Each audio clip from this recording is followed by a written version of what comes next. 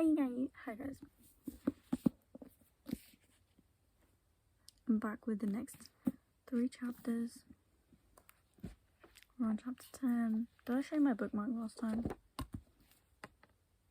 Chapter 10. Let's go. Also, look how yellow these pages are. Mum, what? No, I say. Not if this is how it's going to be, Noah, continues Mum, and she sounds angrier than I expected. It's not going to be possible for Penny to just walk home from a concert in Berlin or Paris. You promised she would be taken care of. If this is how it works in Brighton, how will she cope in Europe? It was my first time backstage, Mum. I promise I'll be more prepared next time. Mum shoots me a look that makes me snap my mouth shut. I'm going to have to work a lot harder to prove to them that I'm ready for this. I certainly haven't proved myself today. Noah moves his arm from around me and leans towards my parents. I promise this will never happen again. Penny won't have to go out into the crowds by herself at the concerts in Europe. It was only because she was going to sit with her friends this time that she even had a separate ticket, and I promise every single person on my security team and the sketches will know her face and will always look out for her.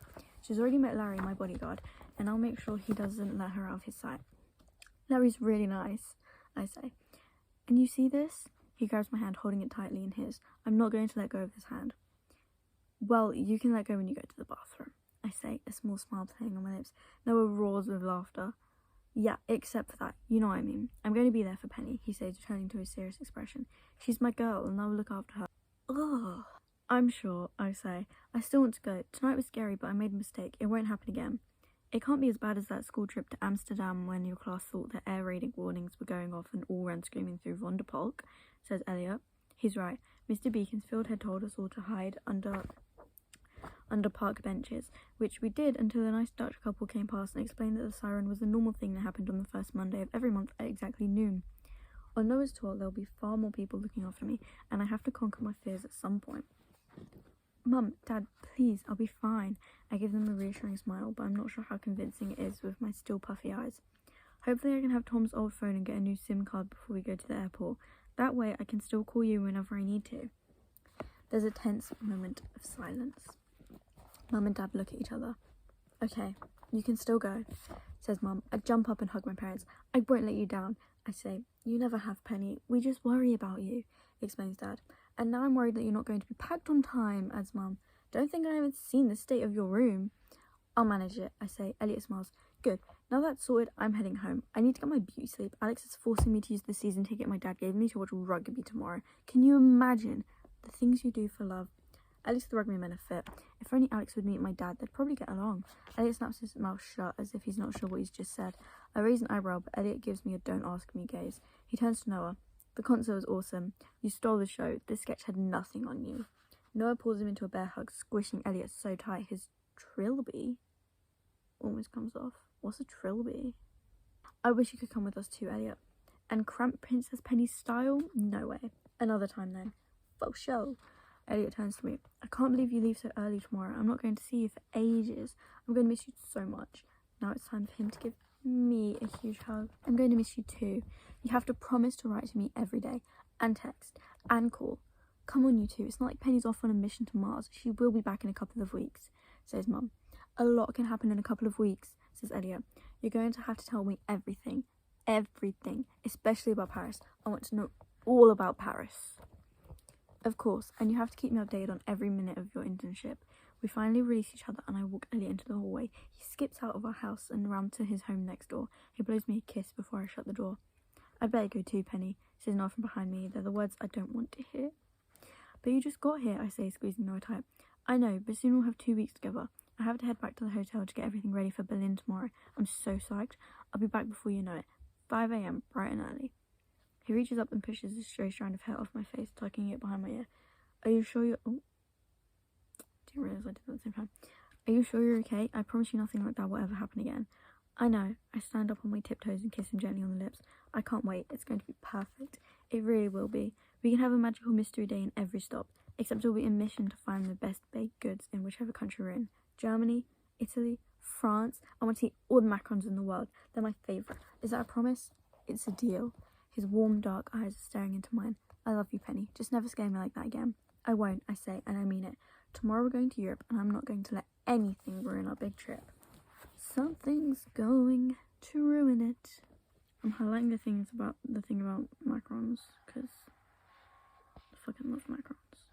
Back in my room, I finished throwing as many clothes as will fit into my suitcase and zip it up tight. As long as I have my camera, laptop, mum's cardigan, and a change of underwear, everything else is just extra. The rain has started again, battering the windows. I grab my laptop and settle down on my window seat. I imagine every raindrop is a piece of my anxiety running down the glass onto the street and eventually out into the sea. I don't need to hold on to any of it. I see an unread comment from Pegasus Girl on my latest blog post. I rush to open it. Hey, Go. Oh, Girl Online. Hey, Gio. So nice to hear from you. How did the concert go? I know exactly how you feel about your friend. I'm going through kind of the same thing over here. A friend really wrongs me and I just don't know if I can ever forgive her. But I think you have to offer people second chances. Even if you never become the best friends you once were, because now you're older, wiser, and won't make the same mistake twice, it's better to have a friend than an enemy. Plus, you don't need that kind of negativity in your life. Accept the apology, but also accept that you won't be the friends you once were. PG. I quickly type a reply. Thanks for your advice. How can I describe the concert? It was kind of a disaster. I had a panic attack in the audience and had to leave before Byeee had even finished his set. But the one good thing that came out of it was that it gave my friend the chance to apologise. I'm not sure that I can ever trust her again, but it feels like a weight has been lifted now that I don't have to look over my shoulder at every turn, wondering what she's going to do next. I'm about to go to sleep because tomorrow I'm getting on a plane to Berlin. I'm nervous and excited all at once. I'm still using Ricky's tips on how to combat anxiety. Ocean Strong is going to be on board. I'm also taking my mum's favourite cardi with me to wrap up in. I'll keep up to date on everything that happens. Gio. I'm just about to log off when an email pops up on my screen. I wonder if it's a notification saying Pegasus Girl has replied super quickly. I hate leaving an email unanswered. So I open it, but the email address isn't one that I recognise. From The Real Truth to Penny Porter. Subject, enjoy it while it lasts. Attachment, an image. The email itself is blank, but I can see a small thumbnail of the image and immediately my stomach turns in on itself. I feel like I'm going to be sick. I double click on the attachment and up pops a photograph of Noah and me. My mind begins to race. Is this a paparazzi shot or one of Noah's crazy fans? But then I realise it's the selfie that I took earlier in the car, the one on my phone. My heart beats faster inside my chest and my pulse quickens, but I take a big, deep breath. I am not going to let some phone thief bully me into panicking about this. I know exactly who I can turn to in this situation. I gather my laptop in my arms and I run down the flight of stairs that lead from my cosy attic room and knock frantically on Tom's door. Yeah? I'm surprised he can hear me knock over the thrumming bass of his favourite dubstep music, but he's very attuned to any disturbance of his privacy. It's me. I push open the door and see my brother at his computer. He spends so much of his time there that I'm surprised there isn't a permanent indent in his desk chair. Everything okay, Pen? He takes off his headphones. I bring my laptop over to him and show him the picture. This was taken from my phone, the one that was stolen at the concert. Look at the subject line. I think someone wants to use it against me. Tom's body language shifts from relaxed to tense, like he's gearing up for a fight. First of all, have you called your provider? They can shut down the phone remotely. I nod. Yeah, I did that about 10 minutes after I lost it, but I haven't done anything else. I guess I was still holding out hope that someone would find it and had it in. He grabs his phone and starts dialing a number. Right, well, at least that's something. Is there anything that's really compromising on your phone?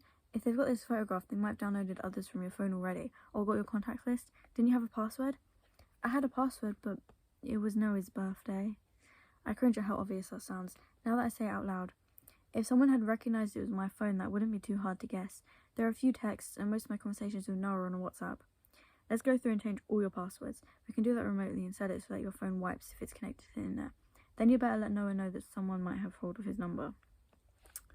The thought of that makes me feel anxious all over again, but Tom reminds me that it's just a phone number and not passport details or a full-blown medical history. Pen, it was an accident. Noah will understand.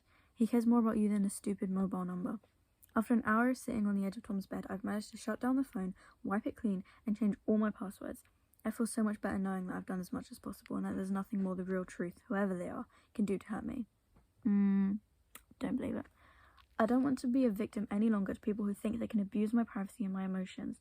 I remind myself that they don't know anything about me and Noah and how solid our relationship is after everything we've been through. I'm stronger than I was last year and I want to remain that way. I stand up and hug Tom from behind as he taps away his computer, changing the last of my login details. Thanks, bro. I love you. He pats my arms. I'm proud of you for not freaking out, Penny. He spins around in his chair. And be careful in Europe. If anything happens, I'll be on the third plane out. I know. As I leave, I take a deep breath and finally feel like I'm actually going. And I can't wait. When Noah picks me up the next morning, my adrenaline is still running high from the previous night. I I tell him all about the real truth and he doesn't even flinch. Instead, he grabs my hand. Remember what I said, Autumn girl? I'm here for you. Sounds like you and Tom got things sorted, but if anything else from this creep comes up, we'll face it together. You and me against the world, alright? Alright, I say, and my heart lifts as I realise that whoever is trying to blackmail me, scare me, trigger my anxiety, whatever it is they're trying to do, I won't have to face it alone. If anything, our chat about the real truth ends up becoming a welcome distraction from the short plane journey, because before I know it, we've landed, and Noah's taking my hand and escorting me through the airport, into the car park, and up to the tour bus. I just realised the song was Autumn Girl, and she is Autumn Girl, but they met in winter, because it was December.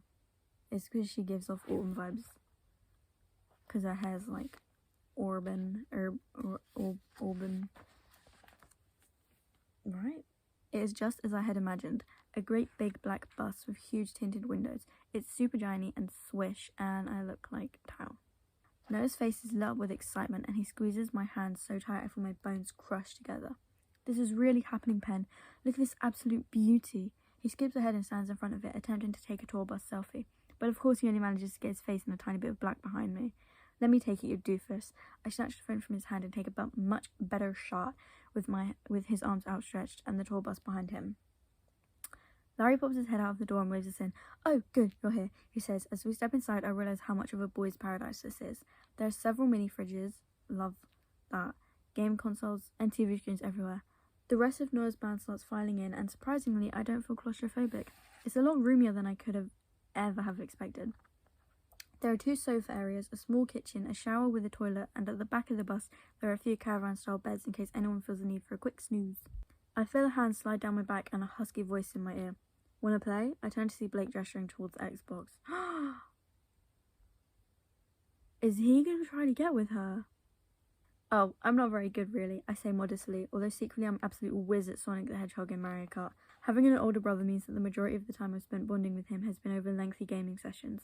A lot of my fondest memories with Tom are of the days and weeks we used to spend trying to complete various games together, snacking on handfuls of cereal and leaving the room only for the occasional toilet break. What is he doing right now? That's not hard. He's probably on his computer playing Halo. I bet Mum is cleaning in the kitchen wearing her dusting shoes, flapping around with a feather duster and singing along to A's classics. My dad, on the other hand, is probably playing solitaire on his computer or pretending to do the crossword in the paper. He never does them properly. He just tries to think of the most immature words he can to fill the spaces, then leaves the crossword out for my mum to find on one of her cleaning sprees. She'll usually laugh uncontrollably and then end up smooching like teenagers in a heap on the sofa. I shudder and quickly snap out of my daydreaming. That's not true, Penny. I seem to remember you kicking my butt at Mario Kart last time I saw you. Aha! I knew it, snaps Blake. No excuses. He shoves the controller into my hand and stretches out into a chair in front of the TV, placing a bottle of beer on the table and burping out the side of his mouth. Lovely. You're on, I say, sitting down beside Blake and putting on my best smirk as he starts a game of Forza Motorsport. Prepare to lose, he chimes back with a strange smile on his face. He takes a sip of his beer, holding eye contact with me until I feel uncomfortable and turns towards the screen and select my car. Blake stretches out with one leg up on the table, burping and swearing at his race car. I might actually beat him. I can hear the rest of the guys laughing behind us, and Nora's improvising an entire song about bratwurst. What is that? Hey, so your friend Megan is something else, Blake says without taking his eyes off the screen. What?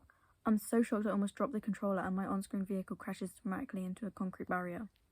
Blake zooms past me and pumps both fists up in the air when he crosses the finishing line. Oh yeah, I knew this little girlie couldn't beat me. Better luck next time. I don't care about the car, but I do care about this new piece of information. So, you and Megan talked then? Blake winks at me. Why, you jealous? Leave her alone, dude, says Noah. I look over at Blake, who's frowning in concentration at the screen. He's a really strange character. I have no friends like him, no one to compare him to. He's so different from Noah that I find it hard to think of them being close friends for so long. Noah is caring, gentle, and funny, while Blake seems very unaware of other people and somewhat cold. I can't place my finger on it, but something about him makes me feel uneasy. He's into you. One thing I know for sure is that Noah wouldn't be drinking beer at 2 in the afternoon while swearing profusely in an animated car. I want to know more about Blake and Megan, but I don't know how to ask. As the bus starts to crawl forward, Blake throws his arms up in the air again. We're off, he yells, and my thoughts of Megan are lost in the infectious cheers of excitement that ripple across the bus. Okay. That's that. He's into her. He's gonna try to get with her. Blake is gonna try to get with her. Noah is gonna beat him up. Noah's gonna like punch him in the face and be like, what are you doing with my girl? And Blake's gonna be like, dude. And then yeah, like, subscribe, comment down below. The next one of these should be out soon because I'm going to film it right now. Bye.